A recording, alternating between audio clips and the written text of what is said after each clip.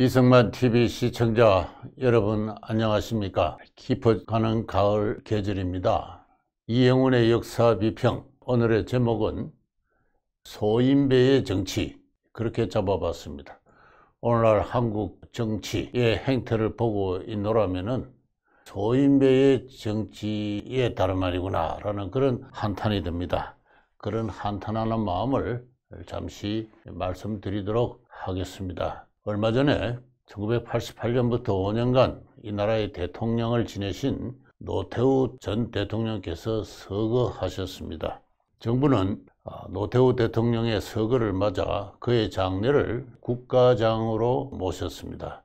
그렇지만은 문재인 대통령은 노태우 대통령의 빈소에 조문하지 않았다고 합니다. 그저 공가가 있는 분으로서 명복을 빈다라는 아주 짤막한, 차라리 하지 않았으면 좋을 그런 냉담한 분위기가 담긴 조사였습니다. G20 정상회의를 앞두고 출발하기 직전이라 여유가 없었는지 모르겠습니다만은, 그러나 빈소를 찾을 시간만큼은 충분했다고 생각합니다. 문재인 대통령은 이 나라 대한민국의 국가 원수로서 국격을 대외적으로 대표할 뿐만 아니라 대내적으로는 국민 통합의 상징입니다. 역사가 비록 얼룩주고 했지만은 모든 대통령은 이 나라의 원수로서 그분의 서거를 국가장으로 모신 이상 현직 국가 원수로서 그 빈소에 들리는 것은 마땅했다, 당연히 그러했다고 생각합니다. 그러나 문재인 대통령은 그렇게 하지를 않았습니다. 이후 진행되는 5일간의 국가장에 있어서 여당의 주요 간부들이 보인 행태는, 장례위원 명단에 올린 여당의 주요 인사들은 장례식에도 참석하지 않았다고 합니다만, 그렇게 가시는 전직 대통령의 대우에 소홀했다, 의도적으로 그를 냉대했다, 그런 생각이 됩니다. 그 광경을 보고 있는 국민의 한 사람으로서 가슴이 저렸습니다. 문재인 대통령은 G20 회담에서 호주 총리와 만나서 이 화면에서 보는 바와 같은 정상회담을 가졌습니다. 이 자리에서 호주 총리가 노태우 대통령의 서거 소식을 들었다, 애도를 표한다라는 그러한 위로의 인사를 전했다고 합니다. 그러나 문재인 대통령은 그 조문을 듣고서도 아무런 대답도 하지 않았다고 합니다. 이 뉴스를 접하고 나서 제 가슴 속에는 소인배구나 하는 그런 생각이 들었습니다. 그래서 오늘 이 역사 비평의 제목을 다루고 그에 관한 이야기를 하게 되었던 것입니다. 문재인 대통령은 조금 전에 이야기한 대로 정파의 대립을 떠나서 국가의 원수입니다. 더구나 국가장으로 모신 전직 대통령의 장례에 대해 외국의 원수가 전하는 조문의 인사에 대해서 마땅히 감사의 뜻을 표하고, 그리고 비록 마음에 없는 말이라도 그분의 공적을 기리는 시간을 가졌어야 마땅합니다. 그러나 그는 그 말을 무시했습니다. 그 말을 한 호주 총리의 입장에서는 어떠한 느낌이 들었을까요? 매우 당황했을 겁니다. 외교 전례도 어긋나는 행동을 했습니다. 더구나 이 뉴스가 나간 지 바로 뒤이어서 더욱더 충격적 뉴스가 들렸습니다. 중국, 일본 등 10여 개 국가들이 노태우 대통령의 서거에 애도를 표하는 조전을 외교부에 전해왔다고 합니다. 그러나 이 사실을 외교부는 공포하지 않고 있었습니다. 노태우 대통령의 유족이 주한 중국 대사관과 전화를 하는 도중에 조전을 받았느냐는 그 물음을 당했습니다. 조전을 잘 접수했느냐는 중국 정부의 확인이 있었던 것이죠. 이후 이 노태우 대통령의 유족이 외교부에 문의한 결과 그 사실을 확인하게 되었다고 합니다. 외교부는 외국 정부가 보내온 조문을 하루하루의 뉴스로 유족뿐만 아니라 국민에게도 전달할 필요가 있습니다. 그건 왜냐하면은 외국 정부가 단순히 노태우 대통령과의 인연이라든가 그의 유족만을 위해서 보낸 것은 아니고 양국 간의 우위의 상징으로서 그 일환으로서 조문을 보냈던 것이죠. 조전을 쳤던 것입니다. 외교부는 그것을 감추었기 때문에 결과적으로 상대국 정부의 그 후의를 무시했던 것입니다. 중국 정부가 이 사실을 알고 상당히 불쾌했다는 그러한 그 이야기까지 뒤이어 들리고 있습니다. 이러한 국가장이 치르는 과정에서 집권 세력의 행태를 보면서 저는 다소 과격한 용어지만은 소인배라는 말을 떠올리게 되었던 것입니다. 제가 그 말을 떠올리게 된 역사적 배경을 지금부터 간단하게 설명드리도록 하겠습니다. 심노승이라는 사람이 쓴 자저실기라는 책이 있습니다.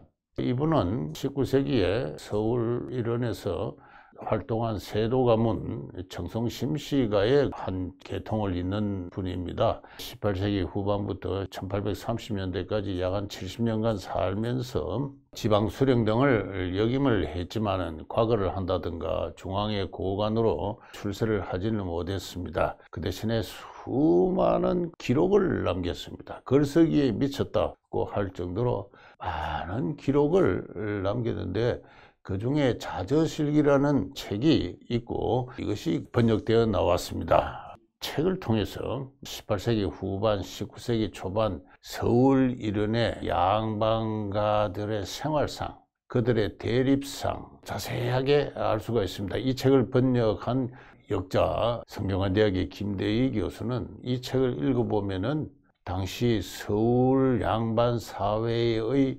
쇠락해가는 사회의 실태를 알 수 있다라고 그렇게까지 이야기를 할 수 있습니다. 김대희 교수도 서문에서 소개하고 있고 제가 본문에서도 읽은 바입니다만은 당신은 여러분이 다 잘 아시는 대로 16세기 말 이래 벌어져 온 당쟁이 극에 달한 시대입니다. 이 당쟁의 부작용으로 당파 간의 원한의 감정을 두고 이 심노승이라는 이 저자는 보여드리는 이 화면의 제목에서 뽑아져 있듯이 뱃속 가득한 분노가 창자 속에 한 덩어리 피로 담기다 그렇게 이야기하고 있습니다. 오랫동안 남인들은 중앙정계에서 배제되었습니다. 그들이 과거를 급제해도 아주 한미한 직책만 부여받을 수 있을 뿐이고 정랑이라든가 판서라든가 정성어라든가 관찰사라든가 이와 같은 권력의 요직에는 진출을 할 수가 없었습니다. 사람 대접을 받지 못했던 것이죠. 그 100년에 걸친 원한이 그 뱃속 가득한 분노가 창자 속에 한 덩어리로 남아있다. 심노승 이분은 노론 시파에 속하는 사람입니다. 그렇지만 남인들의 원한을 그렇게 이해를 하고 사람을 배척한 집권 세력의 잘못도 크다. 이런 식의 내용을 쓰고 있는데 이 원한이 어느 정도였느냐 하면은 중앙정계의 정성들이 또는 고관으로 된 사람들이 마주 앉아야 할 자리에는 병풍을 쳤다는 겁니다. 예를 들어서 소개한 문장을 보시면은 민진원은 이분은 소론인가 그렇죠. 이광자 이분은 노론인가요? 이광자와 함께 정성이 되었는데 둘 다 좌의정, 우의정, 영의정 이런 빈청에 자정할 때 빈청이라는 거는 요사인 말로 하면 장관급 이상의 고관들이 회의를 하는 장소입니다. 국무회의 자료라고 봐도 좋죠.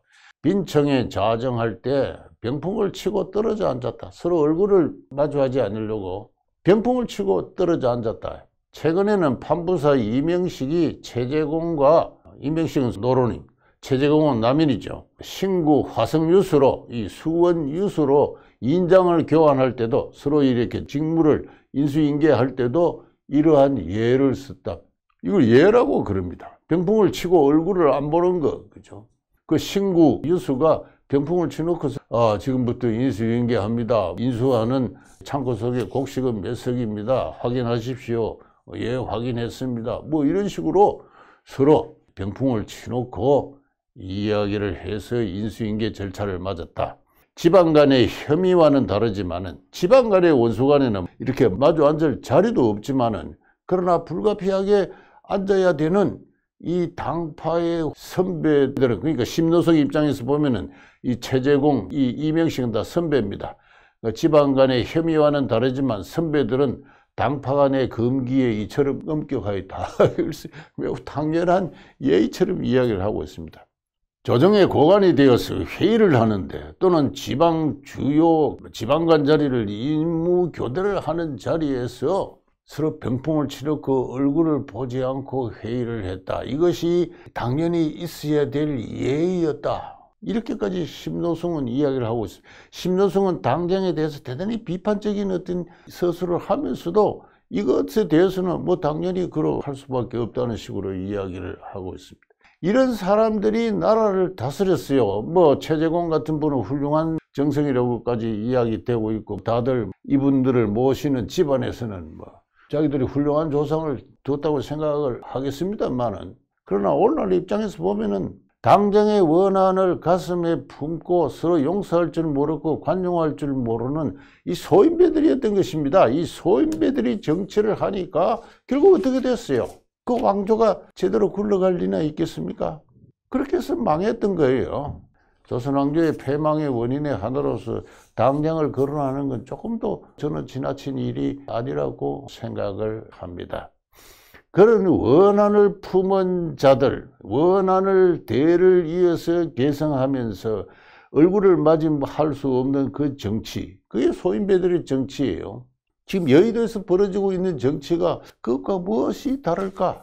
오늘날의 여야 정치인들은 같은 자리에 앉지를 않는다고 합니다. 예전에는 종종 그런 일이 있었고 자주 있는 가운데 중요한 정치적 갈등을 서로 논의하고 해소하는 어떤 대인풍의 정치가 있었다면 지금은 그런 것은 온데간데 없고, 여야 정치인이 아주 가볍게 앉아서 맥주 한 잔도 하지 못하는 그와 같은 사태라고 그런 이야기를 자주 듣습니다. 바로 조선 왕조의 소인배들의 당쟁이 오늘날 부활한 것일까요? 저는 심노승의 자저실기에서 나타난 이 병풍 예 이외에도 이와 비슷한 많은 이야기거리를 알고 있습니다. 구한말입니다. 1890년 1년부터 어떤 상인의 일기가 남아 있습니다. 참 우리나라는 참 기록 문화의 나라라고 할 정도로 풍부한 기록이 남아 있는데, 그 중에 개인의 일기가 그야말로 참 귀중한 사례로서 우리 역사가들의 관심을 모으고 있습니다. 이 왕실의 그릇을 납품하는 상인이 있었는데요. 성씨는 지씨입니다. 충주 지씨의 후예로서 지규식이라는 분이 있었는데요. 이 지규식이라는 분이 1891년부터 20년간 1911년까지 남긴 일기가 있습니다. 하제일기라는 제목인데요. 서울대학교 도서관에 있습니다. 이 일기가 최근에 서울시 편찬위원회에서 번역돼 나왔습니다. 이것을 읽어보면 구한말 당시 서울에서 전개된 상인들의 사회, 상업의 실태, 상인과 왕실과 상인과 관료들과의 관계, 이외에 서울 시민들의 민속에 대해서 많은 것을 아주 유익한 정보를 알 수 있는 좋은 자료입니다. 이 하제 일기를 보면은 다음과 같은 또 에피소드가 나옵니다. 왕실의 그릇을 납품했는데요. 당시 사홍원이라는 정부 부처가 있습니다. 이 정부 부처가 바로 그 왕실이 필요로 하는 여러 가지 생활 물자들을 공급하는 역할을 하고 있었는데, 따라서 왕실의 그릇을 납품을 하라라는 명령은 사홍원으로부터 나옵니다. 그러면 사홍원에 이제 그릇을 납품을 하고 사홍원으로부터 이제 그릇 대금을 받아야 됩니다. 근데 이 납품한 물건의 대금을 받기가 참 그렇게 쉽지 않았어요.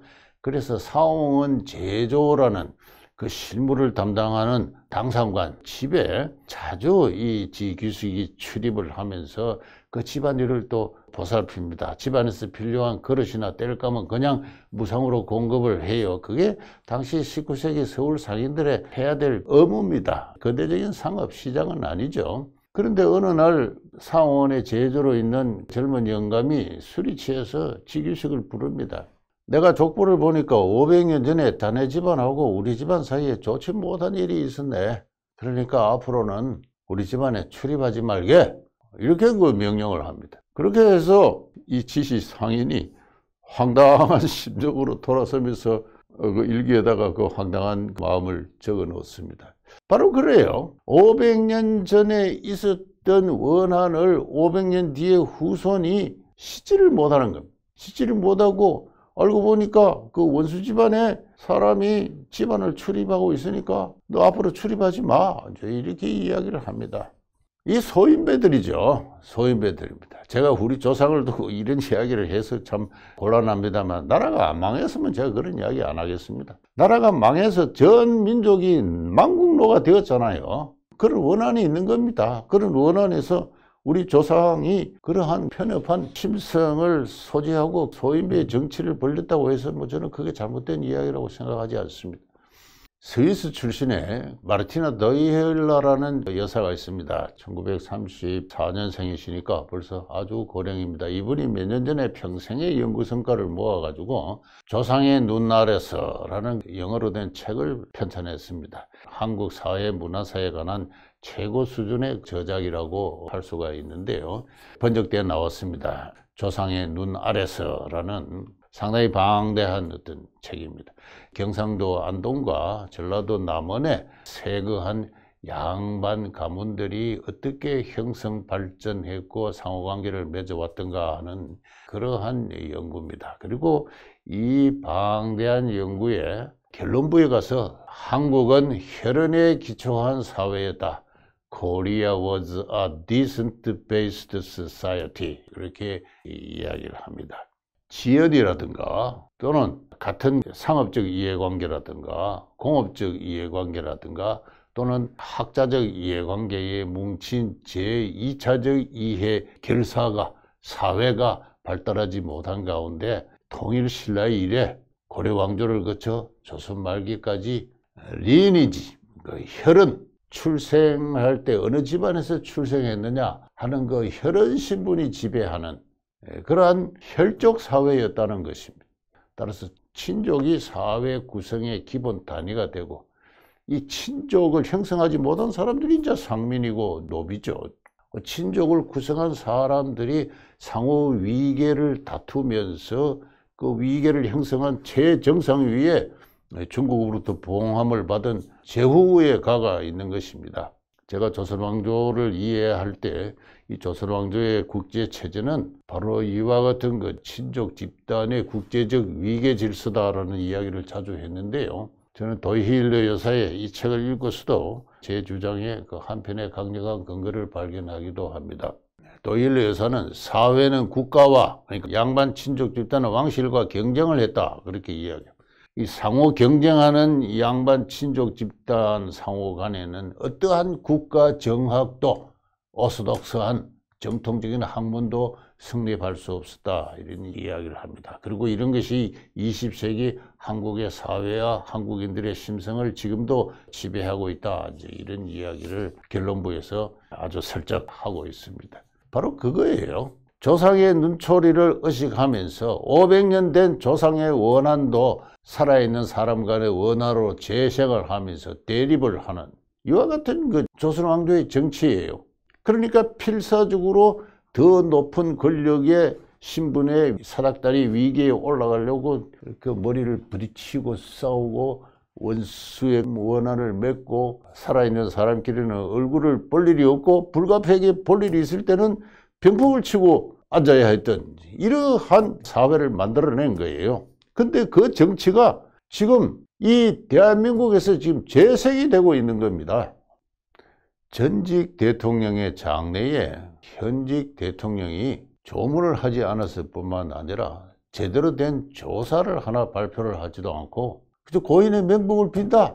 지나가는 나그네가 죽어도 그렇게 우리는 이야기를 합니다. 그렇게까지 홀대를 하면서 외국에 나가서 외국의 원수가 외국을 대표하는 그 인물이 조문의 인사를 전했는데도 그것을 들은 척 만 척 한다든가 외국의 정부가 보내온 우리 국민에게 보내온 조문의 전부를 그것이 확인받기 전까지 일일 뉴스로 발표하지 않았다는 사실, 가슴속에 원한이 있어 그렇습니다. 그들은 무슨 원한을 갖고 있을까요?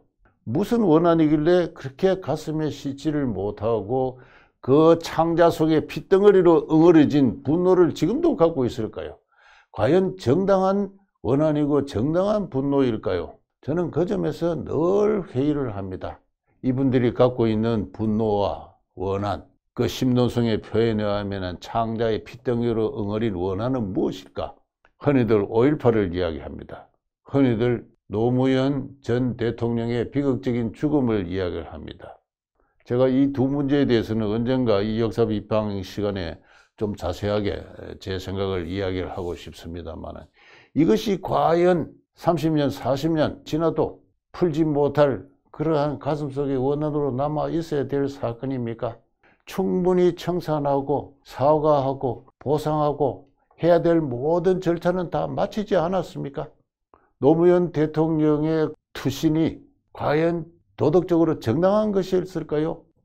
그러나 우리는 그것에 대해서 이야기를 하지 못합니다. 너무나 강력한 분노와 원한이 일방에 의해서 강하게 표출되고 있기 때문에 서로를 배려를 하는 마음에서 침묵을 하고 있는 것이죠. 그러나 침묵을 한다고 해서 그 원한을 긍정하는 것은 아닙니다. 그러나 어쨌든 원한을 서스럼없이 얼굴에 표현하는 그 정치 행태는 소인배의 정치임에는 분명합니다. 그 점을 오늘 말씀 들어보았습니다. 경청해 주셔서 감사합니다.